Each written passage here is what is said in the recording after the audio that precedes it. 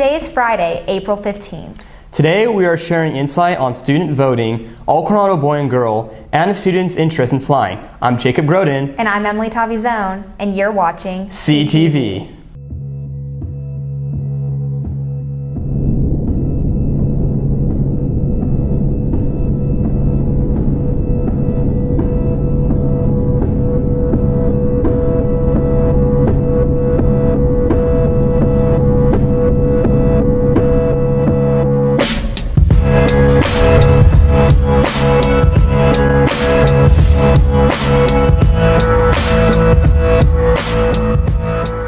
The annual Bray Nabood Memorial Walk Run is May 15th. If interested in participating, sign up with Student Council or any class executive member. Also, make sure to purchase your 2015-2016 yearbook before it's too late. All CHS Boy and Girl were announced last week, with our very own Emily Tavizone receiving the award alongside with senior Luke Minton. However, the path to this honor was completely different than the previous year. Here's Ethan Stuffelbeam with more on the story. The process for all CHS Boy and Girl has been recently changed to further benefit the students. One fault in the way students got on the ballot before is that the Who's Who entry forms were used, and so some really great kids were never considered for all Coronado Boy and Girl because they didn't initiate that process themselves. And so some of our students are so great, but they're not really worried about awards and things like that. So they didn't put in for it, and we really thought they deserved as much consideration as other kids. The slate of nominees were all really deserving kids, highly involved in school, excellent students, good character, everything we would want in like the ideal student. I am very pleased with who won. I think there were many good applicants and many good students who were deserving of it, but I'm very happy with who was selected as well. This year's all CHS Boy and Girl were Luke Minton and Emily Tavizone. I think Luke Minton, he stands out academically. He's been involved in many different activities, going to high Q, academic decathlon, his IB stuff. I think he's pretty well-rounded. I think that Emily Tavizone is just very active in student council. She's just a genuinely kind person. She's very welcoming, very sweet, and I think both kids deserve all the honor of that title. I think it is a great honor. I'm very grateful that I've been chosen for it, and I'm very thankful for all the people at Coronado who've supported me and helped me along the way. I would not have done any of the things that I've been able to do throughout high school if it hadn't been for you. I was just honored to have been nominated, and I think just being nominated is an incredible honor. And whether I got it or not, I knew, I was proud of what I've accomplished in my high school career. So to say I was surprised, I was very glad and happy that the school chose me to be all Coronado Girl. It's very honoring. It's very humbling. Congratulations to all the nominees, and congratulations to Luke and Emily for becoming this year's CHS Boy and Girl. This has been Ethan Stuffelbeam reporting from CTV. Back to you. Congrats, Emily, on winning all Coronado Girl. Thank you, Jacob. It's truly an honor to have received this award. This weekend, the Model United Nations will be hosting a city competition in the auditorium. For more information, go see Ms. Wilhite. Social studies teachers have been encouraging their students to be ready to vote in November with new projects around campus. Here's Brandon Vogt with more on the story. Coronado High School encourages many of its students to participate in the upcoming 2016 election. You encourage people to vote because this is a democratic society, and you want them to hold representatives accountable. Accountability is an incredibly important word in our society today, so we have to hold them accountable. It's important for students to vote because it's important for everyone to have a voice, and voting is the way we express our voice. It's also important for younger students to learn about the issues and know what candidates they would support, because a lot of people complain about issues in society and complain about problems that they have, but they don't necessarily do anything about it, and they don't think that they can do anything about it. But by casting your vote, you're telling society what you want to change. Certain teachers and clubs encourage the process in many different ways. The actual title of the box project is Thinking Inside the Ballot Box. Everyone runs around talking about, oh, we got to get voters to register. We don't have a voter registration problem in El Paso County. We have a voter participation problem. Senior Ethan Thomas is the founder of Generation On, a club that helps students during the voting process. One of our main goals is to actually encourage students to get involved in the political process. And one of the ways that we have done this is that we actually held a mock election this past month in the library, and that encouraged students to actually get out and come vote for their candidate for president. Coronado promotes student voting by having a mobile voting unit come to Coronado. It was a really great way to make voting really accessible to the students. All they had to do was bring their ID, voter registration, and they could vote right there. If you're a senior and are eligible to vote, please make sure to do so. This has been Brandon Fote reporting for CTV. Back to you. These projects have shown to increase student voting involvement and will be continued for years to come. Students, make sure to pick up an Explorer newspaper to see the latest news and announcements. After this commercial break, we'll have sports with Mariana and John. Be careful, speed bump! Follow, be careful, there's a stop sign.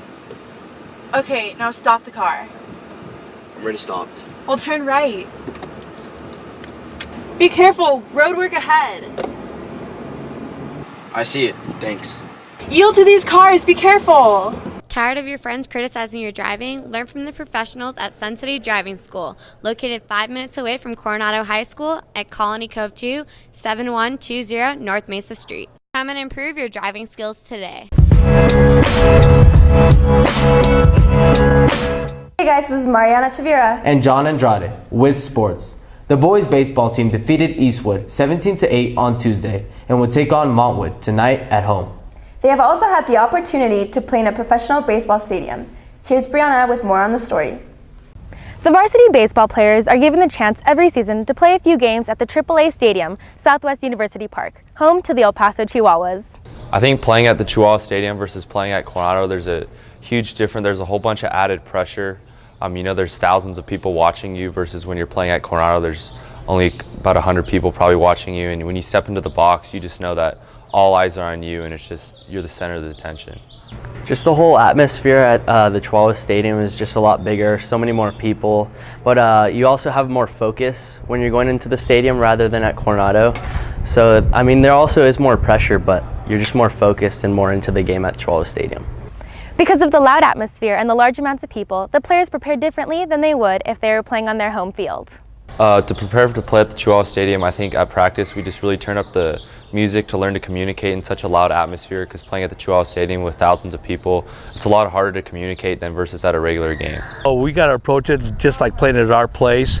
The only difference is playing under the lights. That's the biggest difference in it. I think it'll help us if we make the playoffs. We start playing some of those night games, and that's the biggest difference is the lights, not so much the actual field. The experience of playing on a professional stadium is different for each player. Feels really good. It's like a kid's dream, and just playing on a really big field makes everybody happy, and it's something to really look forward to, especially for our underclassmen and just for us to take on to college and for a good experience. It's not so much for me. I think the kids really enjoy playing at those kind of stadiums. That's one of the best baseball parks in the country, so I think the kids really enjoy playing at those places, and it's kind of neat for everybody. The environment is unreal. The tradition began in the 2015 season and will continue for years to come. This has been Brianna Brockhouse reporting for CTV. Back to you. The boys golf team placed second in districts but did not qualify for state at regionals. That's it for sports. Back to you. Seniors, make sure you turn in your graduation contracts to your English teacher or to Ms. Groves in student activities by May 4th. With the year coming to an end, seniors are planning for the future to either join the workforce or attend college. Here's Cross Warnock on the story of one student who's taking flight in a different path. While student Jordan Wright is maintaining his baseball and academic lifestyle, he is also preparing for his future career in becoming a pilot. Last summer, finally got the opportunity to fly. Had some time and got out there, put a lot of hours in and stuff, and I fell in love with it. I really did. Many key components come into the process of getting your pilot's license. The whole thing for somebody to become a private pilot requires a minimum of 40 hours of flight training. A certain amount of that has to be what we call dual instruction with a certified flight instructor, and a certain amount of it has to be flying solo. In Jordan's case, he managed to accomplish it in just about 3 hours over the required minimum. You got to have like 10 hours of solo time where you get to fly by yourself without an instructor, and then after that, you got to have another 5 hours of cross-country time. You're going to a different airport, landing, coming on back. While Jordan has already achieved the first steps of getting his pilot license, he is already looking to the future. My initial goal was to fly in the Air Force. I decided not to. I'm going to try to go maybe fly in the airlines. I get paid pretty well, and if you can get paid to fly airplanes, why not, man? It's a blast. Jordan is planning on taking aviation to a professional degree. Someone who took a similar path is Danny Groden. His advice is very similar to the plan that Jordan has laid out. I feel that the military is the best option. It certainly was for me, not for everybody. The reason for that, I believe that in the military, there's a finite curriculum that either you hack it or you pack it. Jordan's flight teacher is confident that Jordan can achieve his flying goals. I've only probably had one other student that I have worked with that had Jordan's just absolute natural ability to fly a plane. Jordan has enormous talents in terms of his piloting skills. And as he goes into college, and if he decides he wants to pursue that route, he's got the abilities to do it, as long as you have the focus. It's time to take off. This has been Cross Warnock reporting from CTV. Back to you.